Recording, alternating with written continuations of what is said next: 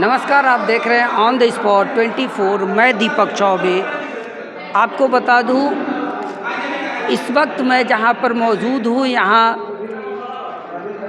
जो है मेरे पीछे आपको दिखाई दे रहा होगा, अनुसूचित जाति समन्वय समिति का जो है प्रेस कॉन्फ्रेंस आज यहाँ पर हो रहा है। और इसमें जो है कई जो है जातियों को लेकर एससी समुदाय की एकता और अखंडता को कैसे बढ़ाया जाए, कैसे प्रारूप तैयार किया जाए ताकि उनमें एक समन्वय बने और आने वाले जो समय है उसमें सरकार जो इन लोगों को क्या क्या जो फैसिलिटीज़ होती है, जो व्यवस्थाएं होती है, उसमें क्या क्या कमियां हैं, उनको लेकर इनका जो है एकता को लेकर मीटिंग था।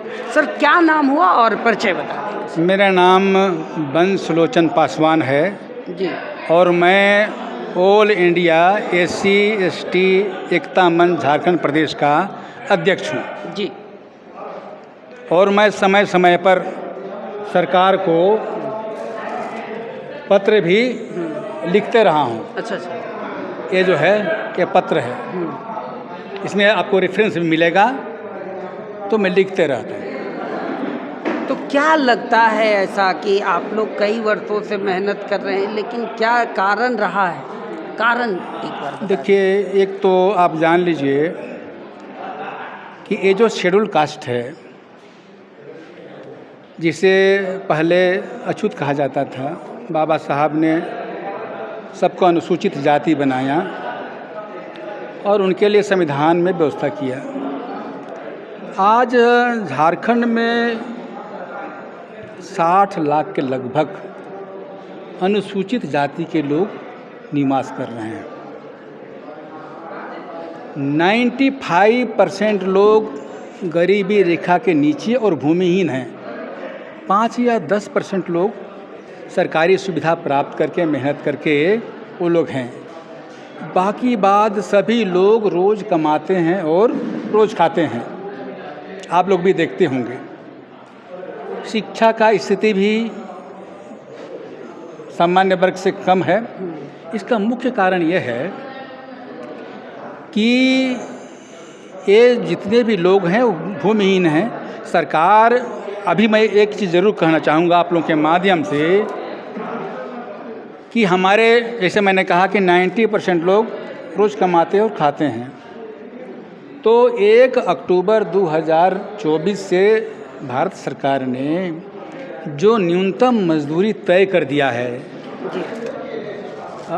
अकुशल श्रमिक के लिए, अर्धकुशल श्रमिक के लिए, कुशल श्रमिक के लिए और हाईली स्किल्ड के लिए, तो हम ये ज़रूर चाहेंगे कि जो आप तय कर दिए हैं, कम से कम न्यूनतम जो है 18,000 रुपया प्रत्येक श्रमिक को मिलना चाहिए ताकि वे अपने जीवन यापन कर सकें। लेकिन जो मैं सुना हूँ, मैं पूछता हूँ, एक स्वीपर भाई से बात पूछा तो उन्होंने कहा कि मुझे मात्र 8,000 रुपये मिलता है।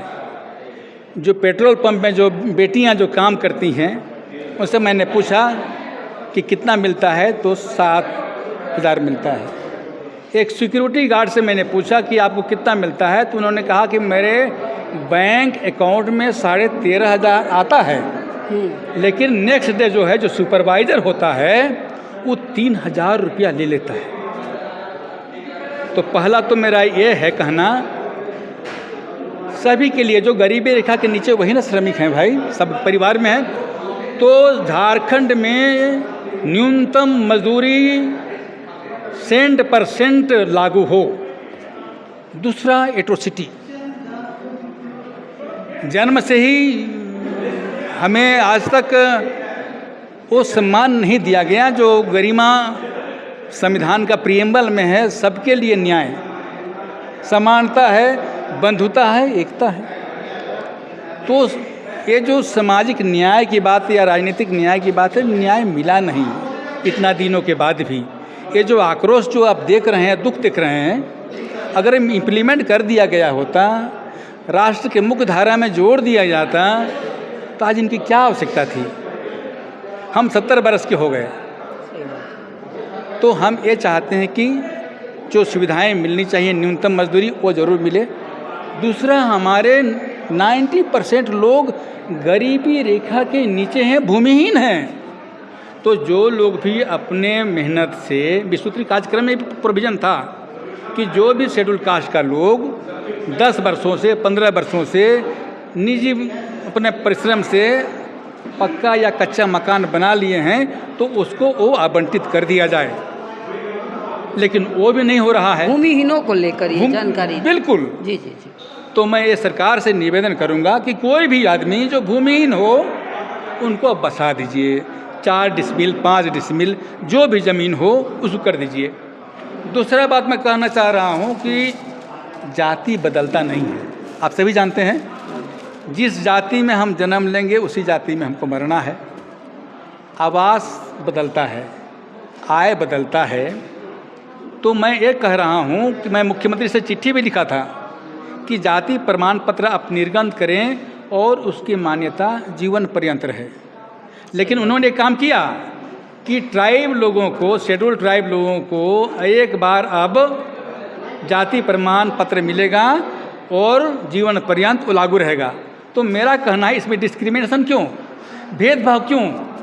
जाति बदलता नहीं है, इसलिए चाहे शेड्यूल कास्ट हो या बैकवर्ड क्लासेस के लोग हों, जो भी लोग हैं सभी लोगों को जीवन माने जाति प्रमाण पत्र एक बार निर्गत कर दीजिए ताकि जीवन पर्यंत बना रहे। दूसरी बात, सामान्य वर्ग, आर्थिक रूप से जो लोग गरीब माने जिनको गरीब माना गया है उनका आय जो है 8 लाख रुपया निर्धारित किया गया है। 8 लाख रुपया तक पाने वाले वो लोग गरीबी रेखा के नीचे आते हैं और शेड्यूल ट्राइब को या शेड्यूल कास्ट को या बैकवर्ड क्लास को 72,000 है। तो ये जो डिस्क्रिमिनेशन है, जब 8 लाख को आपने आधार बनाया कि 8 लाख तक आय प्राप्त करने वाले लोग यदि गरीब हैं, अगर आपने बना दिया है तो वो भारतवर्ष के सब नागरिक हैं, सबको कर दीजिए, ये हम लोग का कहना है। दूसरा, शिक्षा बहुत ज़रूरी है। आप जो है free education, 1 nation 1 education 1 syllabus, ये आज होना चाहिए, जो नहीं है। आज शिक्षा को लोग व्यवसाय बना दिया है। व्यवसायीकरण शिक्षा का कभी नहीं होना चाहिए। इसलिए हम चाहेंगे कि लड़का या लड़की जो भी हो, पहले तो जो गरीबी रेखा के नीचे हैं उनको स्नातकोत्तर तक आप फ्री एजुकेशन दीजिए, विशेषकर महिलाओं को, और जो गरीबी रेखा के जो नीचे हैं। और जो मेधावी छात्र हैं, जैसे आपने अभी निर्णय लिया है, उसको हम धन्यवाद देते हैं कि जो भी हमारे ट्राइबल के लड़के हैं, मेधावी हैं, हायर एजुकेशन के लिए आप भेजते हैं, उसी तरह से चाहे वो बैकवर्ड क्लास के हैं या सामान्य वर्ग के हैं या शेड्यूल कास्ट के हैं, हायर एजुकेशन के लिए वो सरकारी सुविधा आप जरूर दें। डिस्क्रिमिनेशन का अंत होना चाहिए। जी, बहुत बहुत धन्यवाद। काफ़ी जो है काफ़ी गहन राजनीति को इन्होंने गौर से देखा है और कई मुद्दों को लेकर जो है अभी इन्होंने जो है बातें बताई। लगातार इनकी बातें जानने के लिए खबर पर बने रहिए, देखते रहिए ऑन द स्पॉट 24। मैं दीपक चौबे, रांची। जय हिंद, जय भारत।